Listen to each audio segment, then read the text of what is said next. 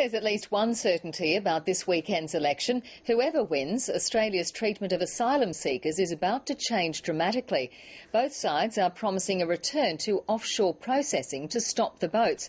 And that guarantees that the loser will hold the winner to account in the next parliament if they don't. Kieran McKechnie reports.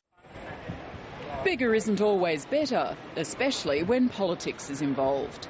Let's not make as our national goal the goal of a big Australia. Let's make our national goal a sustainable Australia. Heading into the campaign, Julia Gillard tried to nip in the bud a couple of potential election headaches for Labor: immigration and border protection. But Tony Abbott has made sure they're front and centre of the campaign. Only the coalition knows how to stop the boats. And he says he'd personally make the call on which boats to turn back.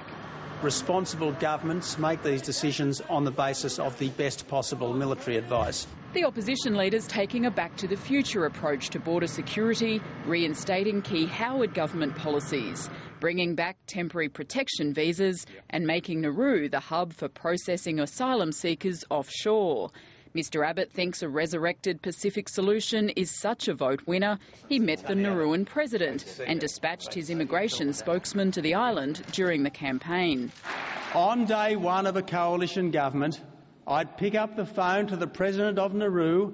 But for Labor, Nauru is politically toxic. Instead, Julia Gillard favours a regional solution, processing asylum seekers in East Timor. It would stop the boats at the shores, not as they're travelling here to this country. Refugee advocates say asylum seekers are being used as a political football. Predominantly the opposition, but both parties have used it as a very much an electoral winner in terms of how harsh they can be on refugees and asylum seekers. Pino Migliorino says both leaders are playing on people's fears to win votes. What it's meant to do is actually touch the nerve of the average Australian, feeling that these people are queue jumpers and that we're being overrun. That is not the case. He says less than 1% of asylum seekers come to Australia by boat. Kieran McKechnie, ABC News.